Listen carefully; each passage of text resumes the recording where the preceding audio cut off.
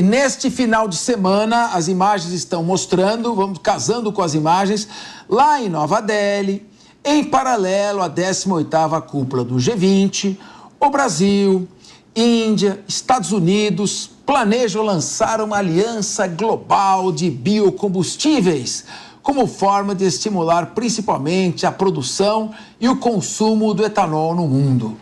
A iniciativa conta com o apoio do setor produtor de etanol no Brasil e o governo vê na Índia um mercado bastante interessante para o biocombustível brasileiro. Mas analistas alertam que a demanda mundial pelo produto ainda é muito baixa. A Aliança de Biocombustíveis reúne 3 dos 5 principais produtores de etanol do mundo. Segundo a Associação de Combustíveis Renováveis, os Estados Unidos, com seu etanol de milho, respondem por 50% da produção mundial. Logo atrás, tem o Brasil, que produz o equivalente a 27% desse total. A Índia é a 5ª colocada, com 3%, atrás da União Europeia, com 4,8% da China, da União Europeia com 4,8% e da China com 3,1%.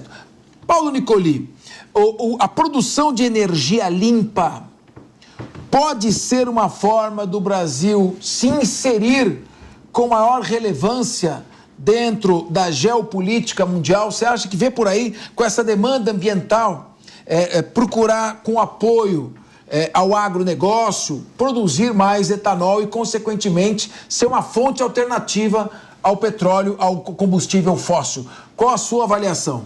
Bom, de fato, o Brasil tem um potencial tremendo, né, para fontes de energias alternativas, né, que não sejam fósseis, principalmente, né?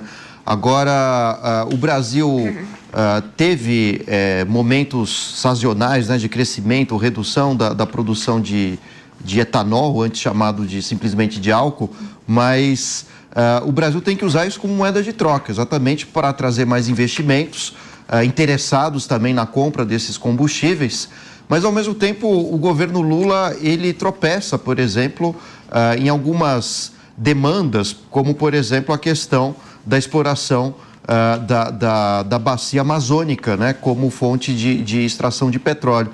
Então, tem a impressão que o governo Lula vive uma dualidade, né? Quase uma crise bipolar, né? Ou seja, há um discurso, pelo menos da boca para fora, né, de uma proteção do meio ambiente. A Marina Silva foi colocada como ministra do meio ambiente, exatamente para angariar votos, e essa é a imagem de um governo que se preocupa com a natureza. Mas, por outro lado, é um governo que até agora tem feito muito pouco em termos práticos, né, em relação à redução da exploração de fontes de combustíveis mais poluentes. Então, essa dualidade faz com que o governo Lula tenha alguma credibilidade fora do país, né, quando faz seus discursos para a comunidade internacional, mas dentro do país o Lula ainda não convenceu, de fato, os eleitores de que há verdadeiramente essa preocupação com o meio ambiente. Mas nem fora, viu, Paulo? Nem fora, porque a própria imprensa internacional já acordou, né, já conseguiu entender que não passou de um discurso para o eleitorado ali. Então, nós já vemos a imprensa internacional realizando várias críticas contundentes com relação ao discurso do Lula, não é, porque isso não se reflete necessariamente em práticas que a comunidade internacional esperava dele, imaginava que poderia ter. Por outro lado, essa questão do etanol, não se tem ainda uma demanda desses países onde eles querem atuar. Tá? Então, essa aliança ela vai precisar trabalhar ali com pressão, com vários métodos também educacionais para tentar fomentar a demanda por este combustível nesses países em desenvolvimento, porque nos países desenvolvidos não vão conseguir. Não, e tem outra questão também, é muito legal a ideia de estimular o etanol, mas isso está atrasado acho que algumas décadas, porque você tem um movimento no mundo pela adoção, por exemplo, dos carros elétricos. A China, por exemplo, pretende zerar até 2030 a frota de carros a combustíveis convencionais e utilizar somente os veículos elétricos. Então, existe aí também uma defasagem temporal desse tipo de iniciativa. Parece que o Brasil está discutindo questões superadas no mundo unicamente para trazer essa pauta ambiental de forma forçada, de forma até um pouco artificial. Mas é por isso que vão buscar nos países de desenvolvimento e não lá na Europa, enfim, não vão buscar dessa forma, não é?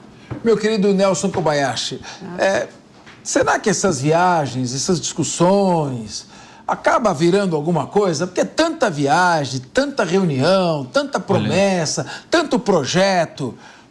Estou falando, Estados Unidos com déficit fiscal de 300 milhões de dólares. De dívida, então, está passando 30 trilhões de dólares. A China também está em situação difícil. A Europa afundada numa crise sem precedentes com a guerra da Ucrânia. E viagem para cá, viagem para lá. Não seria melhor concentrar aqui na tragédia do Rio Grande do Sul, dar um apoio a essa população? É importante, claro, que o Brasil seja uma fonte de fornecimento de energia limpa. Não há dúvida. O que eu digo precisa avaliar a eficácia dessas viagens. O excesso, né? Muita viagem. O ministro da Economia, o Fernando Haddad, ele reclamou que ele foi para a África do Sul, ficou ali que nem um candelabro. Ficou sem função. Iluminando. Dama de companhia. É uma dama de companhia. O que você acha, Nelsinho? Eu acho o seguinte. Muita viagem e pouco resultado? Eu acho o seguinte, Capês, é importante que o Brasil esteja no play aí, esteja participando de tudo que acontece no mundo todo, mas se o Brasil fosse mesmo efetivo na sua diplomacia internacional, o presidente Lula não iria para oferecer, para negociar, ele iria só para assinar. Vai um diplomata, alguém que estudou para isso, que só faz isso, que sabe a realidade geopolítica, que sabe as peculiaridades de cada estado com quem o Brasil se relaciona e faz toda a negociação diplomática e depois o presidente vai para tirar a foto, apertar a mão e assinar algum tipo de acordo. Quando a gente tem o presidente Lula indo pessoalmente, presencialmente, em todo tipo de reunião com países lá fora, a gente tem um risco gigantesco dessa diplomacia direta do chefe do Executivo Nacional, que é o risco, claro, dele falar alguma bobeira, como já aconteceu na viagem para a China, que depois gerou um desgaste na própria viagem para a Europa. A gente tem ele indo para a Índia agora e depois ele vai para Cuba e Estados Unidos. Veja só o que ele vai falar dos Estados Unidos em Cuba e depois de Cuba nos Estados Unidos. Veja se ele não vai gerando desgastes desnecessários. A diplomacia internacional teria que ser para um diplomata. Você acha que o presidente está procurando projetar definitivamente uma imagem dele para o mundo e está talvez mais preocupado com essa imagem dele do que necessariamente com a gestão aqui das questões internas do país? Talvez sim, mas é muito pretensioso, né? Muito pretensiosa já essa ideia de solucionar a guerra na Rússia com a Ucrânia, enfim. Ele deveria mesmo era cuidar do quintal de casa primeiro, porque ele sai como se aqui tivesse tudo resolvido, como se aqui tivesse saneamento, como se aqui não tivesse problemas na economia para serem resolvidos, como se aqui não tivesse essas tragédias naturais que precisam da presença física, simbólica do presidente da República. Prioridades, Capês, que ele não está dando certo.